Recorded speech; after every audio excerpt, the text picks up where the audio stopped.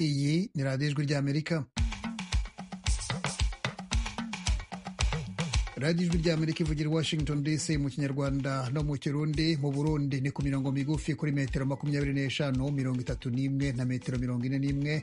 Naho mu Rwanda muratwumvira kuri FM 104 n'ibice bitatu i Kigali na FM 93 n'ibice bitatu i Karongi. Muri Uganda muradukurikira kuri FM 88 n'ibice 9 ya Voice of Muhabura i Kisoro. Naho @radio-yacu voa.com ni urubuga musangaho ibiganiro byacu byose. Kuri Facebook, X, Instagram na YouTube ni VOA Radio Yacu. Igitondo cyiza kuri mwe mwese muzindutse mwumva radiyo ijwi ry'Amerika. Dore ingingo z'ingenzi z'amakuru tugiye kubagezaho. Leta ya Uganda imaze gushyiraho ku rwego rw'igihugu ahantu ho kwakirira abarwayi b'ubushita bw'inkende hagati aho ku mupaka hano na Repubulika ya Demokarasi ya Kongo, aho iki cyorezo cyahereye. Ingamba zo kwirinda zakajijwe. Abinjira muri Kongo n'abava muri Kongo bose ni ukumanza gukaraba aho ngaho ku boda, nyine nk'uko bababwiye ngo ni uburwayi buterwa n'umwanda. Uyu ni Bwana Ismail Ndayambaje, umuyobozi w'umujyi wa Bunagana ku ruhande rwa Uganda. Mu Rwanda ho muri iki cyumweru haratangira ubukangurambaga ku byerekeye abana bavukana ubumuga bwo mu mutwe. Twagezeho turavuga tutereka twite ku babyeyi ndetse tunakore n'ubuvugizi ku bandi bantu nibajya babona umwana wo mu office ntibamuvuga ngo umusazi cyangwa n'igikuri cyangwa n'igicucu cyangwa n'umwana ureze nabi. Uyu ni muganga Albert Gakwaya, umwe mu bategura ubu bukangurambaga. Mu mahanga, Sudani yanze ko umuryango w'abibumbye wohereza ingabo zo kurinda amahoro muri icyo gihugu. Naho Israel yafunze by'agateganyo imipaka yayo na Yorodani nyuma y'uko umuntu witwaje intwaro agabye igitero cyahitanye batatu ku kiraro cy'Umwami Hussein gihuza ibihugu byombi. Muri kumwe na Jeffrey Mutagoma. Amakuru arambuye ni mu kanya gato.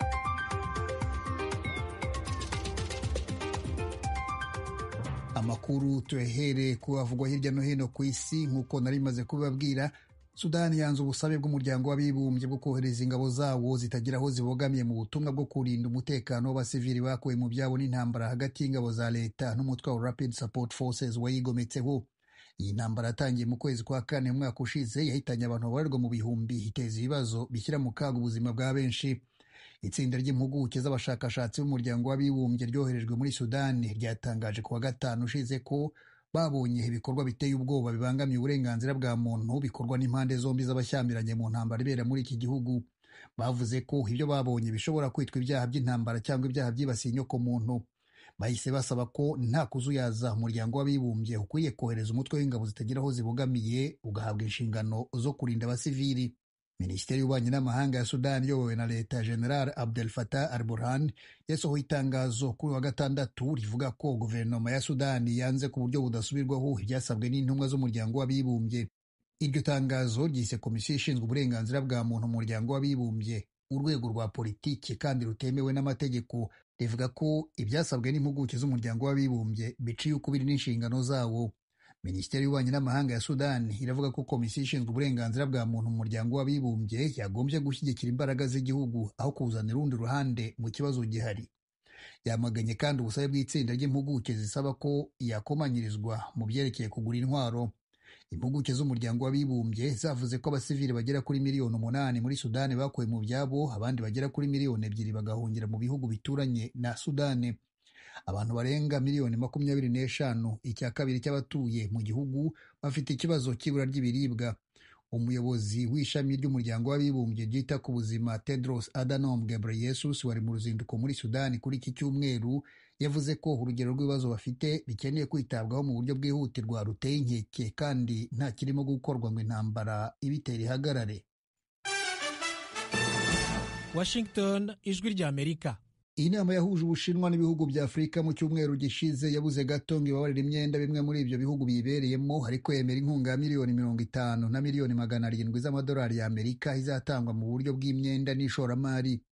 Iyi nkunga Ubushinwa bwemeye iraruta iyo bwemeye mu nama y'ibihumbi 2021, ariko iri munsi ya miliyari 60 z'amadolari y'Amerika bwemeye mu mwaka w'ibihumbi 2015 na 2018 muri gahunda yo kubaka umuhanda ubuhuza n'ibice binyuranye by'isi.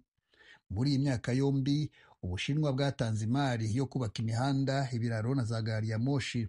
Gusa kuva mu mwaka w'ibihumbi 2019 amafaranga yarashize bituma habaho idindira mu gukomeza kubyubaka ku mugabane wa Afurika. Ubushinwa bwavuze ko iyi nkunga nshya izakoreshwa mu mishinga 30 y'ibikorwa remezo bizateza imbere imiyoboro y'ubucuruzi, ariko ntibwatangaje ibyo bikorwa remezo ibyo ari byo. umugabane wa Afurika ugizwe n'ibihugu 54 bituwe n'abantu barenga miliyari. Buri mwaka uba ufite igihombo cya miliyari 100 z'amadolari y'Amerika mu byerekeye ibikorwa remezo. Ukeneye imihanda ihuza ibihugu biwugize kugira ngo gahunda y'ubucuruzi wiyemeje ijye mu bikorwa. Ihuriro ry'ubufatanye bw'ibihugu bya Afurika n'Ubushinwa ryatangiye mu mwaka w'2000, ryashinze imizi mu mwaka w'2013 ubwo hatangiraga umushinga wa Perezida Xi Jinping ugamije kubaka umuhanda uhuza ibihugu byo ku isi n'Ubushinwa. Ubushinwa burashaka gukoresha iri huriro ryabwo na Afurika guha intera abakeba babwo barimo Amerika, Ubuyapani n'ibihugu by'ubumwe bw'Uburayi. Inzego z'ubutegetsi muri Israel zatangaje ko abantu bayo 3 barasuye ku mupaka wa Jordan na Cisjordania. Ingabo za Israel zavuze ko umuntu witwaje intwaro kuri iki cyumweru yahagaze ku kiraro cya Allenby ku ruhande rwa Jordan hamesha urusasu ku ngabo za Israel. Zivuga ko zahise zimusubiza akahagwa, ariko yari amaze guhitana abasivili 3 b'Abanya-Israel. Abatabazi bahageze mu ikubitiro batangaje ko abagabo bari mu myaka ya za 50. Yorodani ntiyahise igira icyo ibivugaho, ariko ibiro ntaramakuru bya leta Petro News Agency byatangaje ko inzego zibishinzwe zatangiye iperereza ku byabaye. Iki gihugu cyagiranye amasezerano y'amahoro na Israel mu mwaka w'1994, ariko kinenga cyane imikorere yayo n'uburyo ifata Abanyepalestina. Aho byabereye ku kiraro cya Allenby bakunze kwita ikiraro cy'umwami Hussein cyo ku ruzi rwa Yorodani, hakunze kunyurwa n'Abanya-Israel, Abanyepalestina na ba mukerarugendo.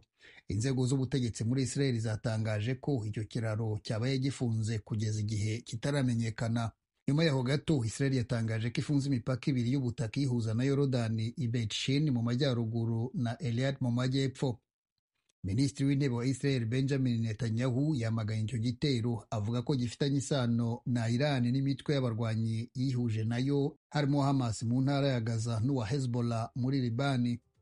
Hagati aho mu ntara ya Gaza, ibisasu by'indege z'ingabo za Israel byahitanye abantu 5, abagore 2, abana 2 n'ushinzwe umutekano.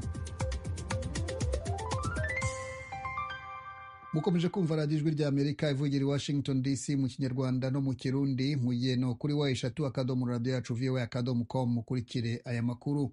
Ku mbuga mpuzambaga zacu za Facebook, Instagram, YouTube na X munadusanga kuri VOA Radio Yacu. Ukanya turajya mu makuru avugwa mu karere k'ibiyaga bigari byo muri Afurika.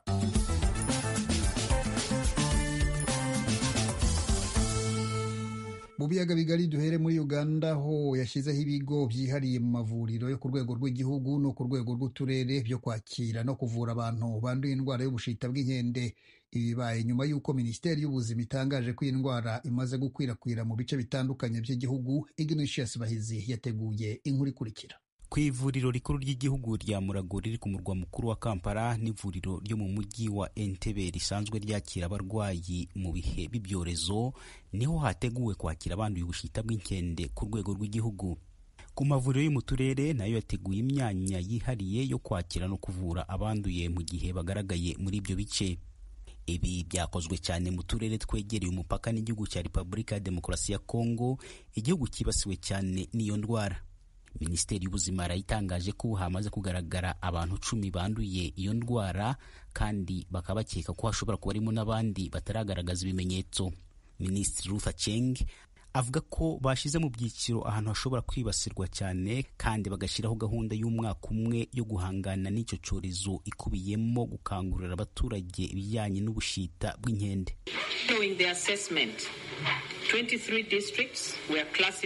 Ati nyuma y'isuzuma uturere 23 twashyizwe mu byiciro bitandukanye dukurikije ahashobora kwibasirwa cyane kuruta ahandi. Utu ni uturere 17 duhana imbibe na Kongo, uturere 5 twakira impunzi ziva muri Kongo, hamwe n'umurwa mukuru wa Kampala n'ibice biwuherereye kubera abantu benshi bahagendera ku mpamvu z'ubucuruzi n'ibindi. Naho twahereye mu gutegura gahunda y'umwaka umwe yo kwirinda no gukumira iki cyorezo. Imwe mu ntara 17 ishobora kwibasirwa cyane n'iki cyorezo nk'uko tubikesha Minisiteri y'Ubuzima ni Gisoro, iri ku mupaka w'ibihugu bibiri ari byo Repubulika ya Demokarasi ya Kongo n'u Rwanda. Aha ni naho abaturage benshi b'ibyo bihugu bakunda kwinjirira baza muri Uganda. Umupaka wa Bunagana ni ugendwa cyane kandi niwo wambukiraho impunzi nyinshi zituruka muri Kongo. Ijwi rya Amerika ryavuganye na Bwana Ismail Ndayambaje, umuyobozi w'umujyi wa Bunagana ku ruhande rwa Uganda, atubwira ingamba zashyizweho mu rwego rwo kwirinda iyi ndwara. Ubuyobozi bwa district ya Kisoro twarabwitabaje bugerageza gushyiraho abashinzwe iby'ubuzima nyine kugira ngo bakomeze guhugurira abaturage. Abinjira muri Kongo n'abava muri Kongo bose ni ukumanza gukaraba aho ngaho ku boda, gukaraba intoki nyine nk'uko bababwiye ngo ni uburwayi buterwa n'umwanda. Twagerageje gushyiraho uburyo bwo dukomeze guhamagaza abayobozi bo ku rwego rwa LC1 n'abayobozi b'imiryango nyine bakingo n'abayobozi b'amatorero, amadini yose atandukanye, tukabashyiriraho inama zo kugira ngo bagerageze kumvisha abaturage bose ko uburwayi bwa monkeypox buhari. Ijwi rya Amerika ryavuganye kandi n'umwe mu mpunzi zituye mu nkambi ya Nakivale mu burengerazuba bw'igihugu, Felician Habumugisha, atubwira uko imyiteguro yifashe mu nkambi mu rwego rwo kwirinda icyo cyorezo cy'ubushita bw'inkende. Rero natwe dufite ubwoba n'impunzi dufite ubwoba kuba ari abantu bariko barava Kongo batuzanira mpox. Twatangiye kugenda twitinya kwegerana n'abantu bavuye Nyakabande. Ubu kuri reception center nta bantu basanzwe na Kivale bakunda kwegera kubera gutinya iyo ndwara. Rero dusigaye tuhatinya, ntabwo tugitaramirayo, ntabwo tukibasura cyane. Na Kivale imaze kugera mu mpunzi zingana n'ibihumbi 175. Ubushita bw'inkende buramutse buhageze twaba dushize, kuko kwirinda no kwitaho no biragoye. Tugomba gushakisha icyo kurya tukagishaka duhuye n'abantu, ukajya gukorera umuntu ukamumesera imyenda, ukajya gukora umuntu ukamuhingira, ukajya gukora umuntu ukamwasiriza urukwi, ukajya gukora umuntu ukamutekera kugira ngo ubone amafaranga yo kurya. Rero Imana ikinge. Minisitiri w'ubuzima wa Uganda Ruth Aceng yizeza abantu bashaka gukorera ingendo zabo muri Uganda ko nta kibazo na gito bazahura nacyo kubera iki cyorezo cy'ishisha cy'ubushita bw'inkende. Ibyo abihera kuco yita ubunararibonye igihugu gifite mu guhangana n'ibyorezo bitandukanye birimo na Ebola. I would like to reassure. Ati ndashaka kwizeza ba mukerarugendo bose, abashoramari n'abacuruzi bafite umugambi wo kuza muri Uganda ko ari nta kibazo na gito bazahura nacyo, bakomeze n'imigambi yabo yo kuzaza mu gihugu mu bikorwa bitandukanye. Uganda imaze kwakira doze z'inkingo 2,000 zo kurwanya icyo cyorezo. Minisiteri y'ubuzima ivuga ko ku isonga ry'abazahabwa urwo rukingo ari abakozi mu nzego z'ubuzima bita ku banduye iyo ndwara mu gihe bategereje izindi nkingo kugera mu gihugu. Ignatius Bahizi, Ijwi rya Amerika, Uganda. Tuve muri Uganda tujye mu Rwanda, aho ikigo gishinzwe kwita ku bana bavukanye ubumuga bwo mu mutwe muri iki cyumweru gitegura iminsi 3 y'ubukangurambaga no kwigisha ababyeyi n'abandi bose babishaka ibyerekeye ubu burwayi, bigamije kongera ubumenyi ku abana n'abafite ubumuga no ku muryango mugari babamo muri rusange. Nibyo nasobanuriwe na muganga Albert Gakwaya, umwe mu bateguye ubwo bukangurambaga. Twagezeho turavuga tutereka twite ku babyeyi ndetse tunakore n'ubuvugizi ku bandi bantu nibajya babona umwana w'umutise ntibamuvuga ngo umusazi cyangwa ni igikuri cyangwa ni igicucu cyangwa n'umwana ureze nabi, noneho bigabanya ubukana bw'umunaniro wa babyeyi bahura nabo, kuko wa mwana iyo umubwiye gutyo, iyo umugize gutyo birushaho gutuma akarirwa n'uko yavutse kudasanzwe. Noneho kuvuga kudasanzwe gufite ibimenyetso bigaragara cyane, harimo kutavuga no kutabasha kubana n'abandi bantu. Noneho kutavuga murumva ko hari ikibazo. None icyo twashakaga ni ukongera amakuru no kuyatera imbaraga, amakuru ajyanye n'icyo kibazo cy'umwana wavutse ukundi avukana bwa bumuga nyine bwa autisme butari busanzwe bumenyerewe ariko bugenda bumenyerwa muri no myaka 10. Noneho bikagabanya nyine umubyeyi ubona umwana we ameze ukundi, ndetse bimugora kubaho mu bantu, nawe bikamutera kwiheba cyangwa se kubabara, ndetse n'abandi bantu kugira ngo bakoraga amakosa batabizi, batazi ko hari umuntu wavutse gutyo, tubafashe kubamenya. Gusa ariko si n'ibyo gusa, ko kubyerekeranye n'imibereho y'ubuzima bwo mu mutwe bunejeje, twongeramo n'akantu keza ko kugira ngo tujye mu nguni zose z'ubuzima, kugera no ku buzima bw'imyororokere bworoheje bufasha abantu, bongera kongera urukundo mu bantu. N'ibyo navuga ko tuzagerageza gukora. Uko ubivuze ni ibikorwa byinshi kandi mu gihe gito, murateganya kubikora mu buhe buryo ku buryo hatazagira abacikanwa kandi bari bakeneye ubwo bumenyi? harimo ibyiciro by'abantu twatubanjirije ku barimu. Abarimu tugendana nabo kuko urumva ko babana n'abana, kuva mutoza kwiyambika, kujya kuri toilette, kwiborosa, ndetse no kuba noneho yategurwa kujyanwa mu ishuri agatangira kwiga kugira gute. Noneho hakurikiraho nyuma y'abarimu hazakurikiraho nyine kire cyiciro cyari kigenewe ababyeyi ndetse n'abana n'ababyeyi ndetse n'abanyarwanda muri rusange babishaka kuza kumenya icyerekeranye n'ubwo budasa, kuko abo bana baravutse ndetse ahenshi barahishwaga ariko ubu ntibagihishwa. Kugira ngo rero dufashe duhe amahirwe abo bantu, noneho nabo bazabona uko bafashwa ndetse bigabanyirize ubukana bari barasazwe nabwo, bahabwa amakuru ajyanye n'uwo muntu. Noneho iyo umenya ikintu bigufasha kugenda usobanukirwa, noneho ugenda urushaho kubaza icyerekeranye n'iyo kesi. Nuko n'ibyo ngibyo turimo. Noneho abandi bakurikiraho ni abantu bose babyifuza. Twakoze ku buryo tuzahamagara abantu bose bakeneye kumenya n'ibintu byerekeranye n'ubuzima bwo mu mutwe. Ibyo bintu byose bijyana n'umwana n'imikurire ye n'ibyo bashoboye, ibyo byose nibyo tuzagerageza kuganira. Bikazaganirwa rero n'uwashinze ikigo wabyize mu Bufaransa muri Lyon, ariwe Madame Rosine Duquesne, n'umudamu ukora muri autism wigisha za methodology, wigisha n'amaprocede n'ibindi byinshi. Hakaba rero na Dr Chantal Murekatete, ni umupsikiatre nawe azaza kuganira kuri ibyo. Nanjye rero Gakwaya Albert nyine w'umupsikoterapete, umupsikopatologe ndetse w'umusexologue. Ibyo ari byo byose mujya gutegura umunsi nk'uyu nuko mwabonye ko ari ikibazo gihangayikishije mu Rwanda. Gihangayikishije ku ruhe rugero?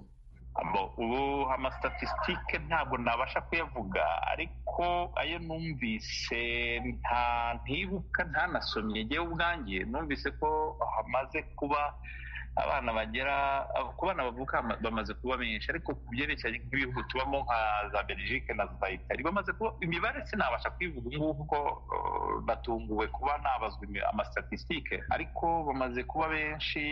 Kandi gituma havuka abo bantu batamenyerewe, abo bantu bakoze ukundi nabo, kandi tugomba gutuma basubira mu buzima kuko abatojwe babisubira mu buzima busanzwe bwa kimuntu busanzwe. Ndetse urabizi ko ino si tubamo ariyo si ibabaza, ikababaza ariko bakageraho bakaba. Urumva rero umubare umaze kuba mwinshi mu ngo nyinshi, bimaze kumenyekana aho bamariye kubona ibimenyetso ndetse no kubona ibigo bibasha kubafasha. Bwana Albert Gakwaya, reka ngushimire cyane uyu mwanya uhaye radiyo Ijwi ry'Amerika. Urakoze cyane. Noneho tujye mu Burundi, aho umujyi wa Bujumbura uza ku isonga mu mijyi n'intara zifite abanyeshuri batsindwa cyane ibizamini bya leta. Benshi babigereka ku bucucike mu mashuri. Intara ya Karusi niyo iza ku mwanya wa mbere wo kugira abanyeshuri batsinda. Inkuru ya Thierry Ndayishimiye. Muri uyu mwaka intara zabaye iza mbere mu kuronka umwimbu mwiza ni intara za ruguru zirimo Karusi, Makamba, Muyinga na Ruyigi. Intara ya Karusi niyo yabaye iya mbere ku manota 97.16% mu kibazo ca leta gitanga uburenganzira bwo kubandanya inyigisho z'inyuma y'ishure shingiro. Igisagara ca Bujumbura nico kiri mu kibanza ca nyuma muri ico kibazo ku manota 67.53%. No mu mwaka uheze igisagara ca Bujumbura cafashe ikibanza ca nyuma. Ijwi ry'Amerika yashatse kumenya igituma intara za ruguru arizo zikunze kuza imbere ku banyeshuri batora cyane ikibazo ca leta, naho intara zegereye igisagara ca Bujumbura ndetse n'ico gisagara bikaza mu myanya ya nyuma. Maze tuvugisha umwarimu yigisha muri ayo mashure. Uyu twavuganye yigisha mu ntara imwe yo mu buseruko bw'u Burundi. Avuga ko guhera ku ntara ya Karusi iza mu kibanza ca mbere mu kumenyesha abanyeshure benshi ari uko baba bafise abanyeshure bake ugereranije n'amashure yo mu gisagara. Niyo ya mbere akurikira Muyinga, bafite abana bake. Yego bafite abana bake, urumva urahiga pourcentage baca babitora kubera bafite abana bake. Uyu mwarimu asigura kuko abana baba benshi mu ishure hari amahirwe batakaza bikabaviramo kuronka umwimbu muke. Atanga akarorero ko mu gisagara ca Bujumbura ko ariho hari hakwiye kuboneka umwimbu ushimishije kuko abanyeshure baba bafise amahirwe yo kwiga kurusha abana baba mu bice bya ruguru, kuko benshi bataronka nuko basubiramwo ivyigwa kubera amatara henshi atarahashikira. asigura ko ibitigiri byinshi by'abana biga mu gisagara ca Bujumbura ariyo ntandaro yo kuyoberwa. Aha ariko ntasiga inyuma ko mu gisagara habayo byinshi bisamaza abahaba barimwo n'abanyeshure. Bujumbura ni akanyuma nabo nyene ni benshi kandi benshi bisamaza byinshi. Mu banyeshuri bakoze ikibazo ca leta bita konkuru nationale bo mu mwaka w'icenda bangana n'ibihumbi 79,887 muri abo abagera ku bihumbi 16,97 nibo bayobewe nk'uko byatangajwe n'ubushikiranganji bw'indero n'ubushakashatsi muri iyi ndwi duhejeje. Amanota yafatiwe ko kubamenye ni 68 ku majana 2, ni ukuvuga 32% ku bazoja kwiga mu mashuri y'amakomine abegereye, naho ku bazoja kwiga mu mashuri biga babamwo y'uburaro hafatiwe ku manota 101 ku majana 2, ni ukuvuga amanota 50.5 kw'ijana. Umushikiranganji François Habyarimana atwara ubushikiranganji bw'indero n'ubushakashatsi yatangaje ko abanyeshure bamenye ku rugero rwa 79.8 kw'ijana ku bitigiri by'abakoze ico kibazo. Anavuga ko hari amashure yongerewe azokwakira abanyeshure bo mu ndaro. No kuvuga yuko abanyeshure bamenye ku rugero rw'ibice bingana 79.8 kw'ijana. Abo rero bayobewe barashobora kuza kwiyandikisha muri ya mashure y'imyuga twita ama centre d'enseignement des métiers canke bagasaba ibibanza vyo kudubura. Twomenyesha yuko muri uyu mwaka w'ishure tugiye gutangura mu banyeshure tuzokwakira mu mashure y'uburaro hiyongeye ko abanyeshure 5,000. Naho ku banyeshure bava mu bwoko bw'abatwa bakoze ico kibazo ca leta, ubwo bushikiranganji bwatangaje ko washoboye gushikana amanota 32 kw'ijana yemerewe kuja mu mashure y'uburaro mu gihugu hose, mu gihe ku bandi uzoja mu mashure y'uburaro ategerezwa kuba afise amanota 50.5 kw'ijana. Ibitigiri by'abatwa bose bakoze ico kibazo mu gihugu hose bangana n'175, muri bo 124 akaba aribo bashoboye kumenya. Umushikiranganji amenyesha ko badashoboye kuja ku mashure y'uburaro naho bo baba bafise ayo manota bemerewe kuja mu mashure y'amakomine n'ahandi habegereye. Abanyeshure b'abatwa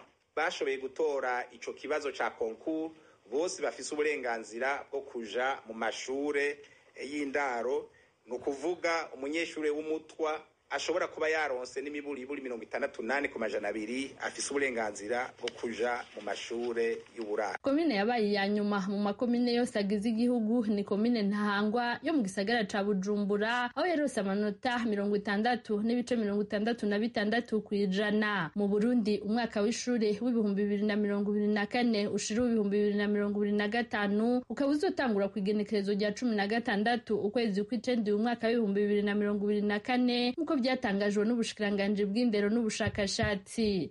Thierry Vendayishimiye, Ijwi ry'Amerika, Kigali.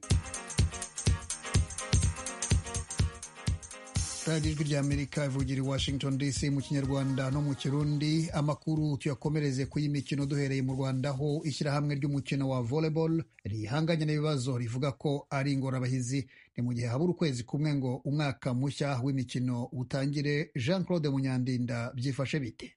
Ingorane ya mbere ishyirahamwe FRVB ryahuye nayo ni isezera ritunguranye ryo hari umutoza w'amakipe y'igihugu y'u Rwanda, umunyabrazil Paulo de Tarso. Uyu mugabo wari warasinye kontaro y'imyaka 3 guhera mu kwezi kwa karindwi k'umwaka ushize, yasabye ubuyobozi bw'ishyirahamwe ry'umukino wa volleyball mu Rwanda gusesa amasezerano y'akazi. Nubwo abahagarariye iri shyirahamwe bavuga ko nta gisubizo baratanga kuri iki cyifuzo, uyu mugabo yatangiye akandi kazi mu gihugu cya Peru, aho yamaze gutangazwa nk'umutoza mukuru w'ikipe ya Alianza Lima Volleyball Club.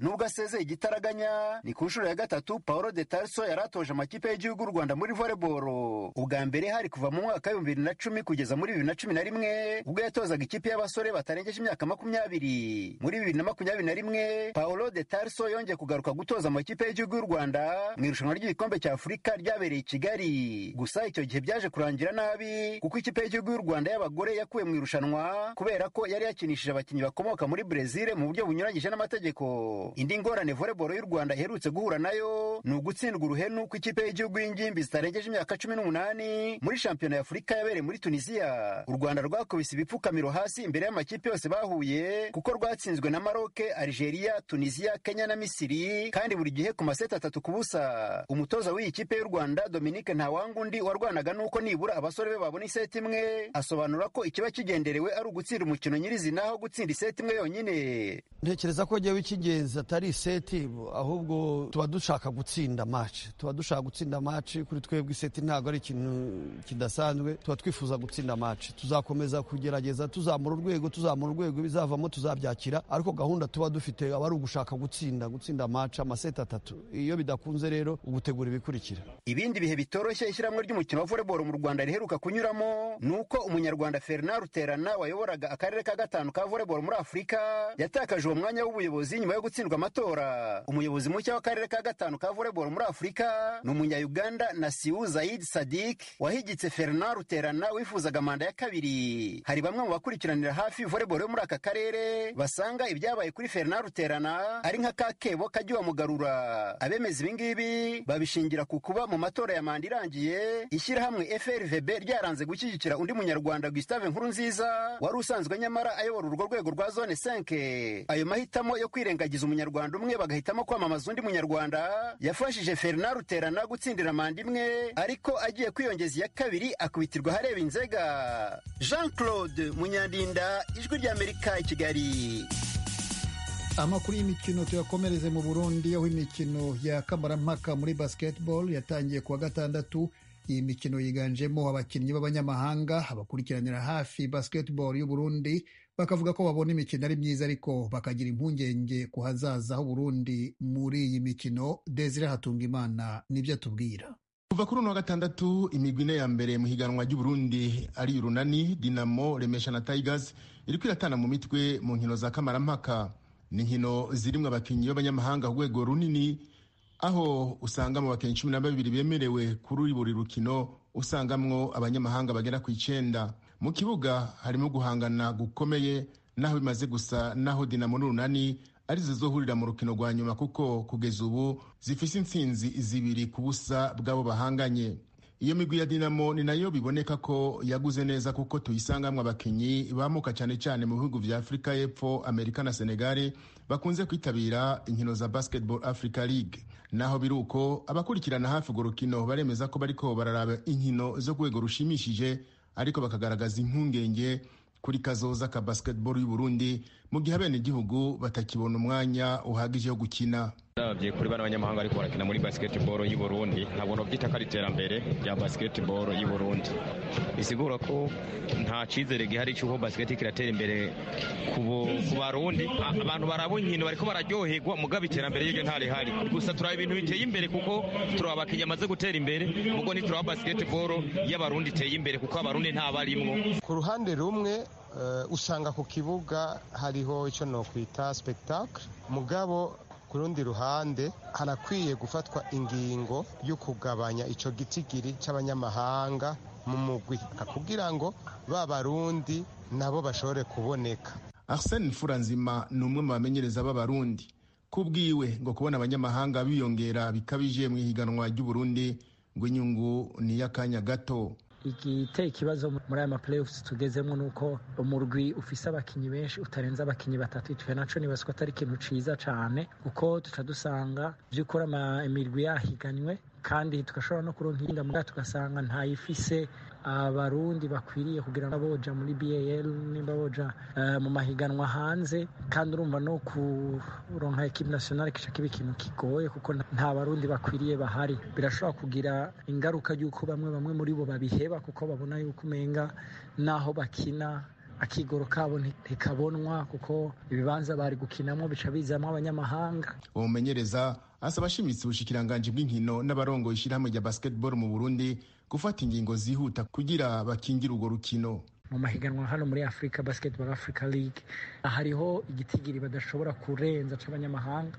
Nibaza ko mu ntumbero yo kunavyitegurira neza abarongoye urukino rwa basketball mu Burundi bazotsinda bagafata ingingo yuko twohagarika tukashiraho igiharuro ntarengwa c'abanyamahanga baba bari muri equipe iyo ari yo yose, mu ntumbero yuko abana b'abarundi nabo baboneraho akaryo kugira ngo bashobore gukina ku rugezo rushimishije. Imigwi ibiri izotahukana intsinzi zitatu hagati ya Tigers n'Urunani be na Dinamo na Remesha izoca ihurira mu rukino rwa nyuma, aho haba hatekanijwe inkino indwi, uronse intsinzi zine agatwara igikombe. Umugwi utahukanye ico gikombe ni uca userukira Burundi mu nkino z'amajonjora zo kurondera imigwi zitabira inkino za nyuma za Basketball Africa League zizobera mu mwaka uza mu gihugu ca Afrika y'Epfo.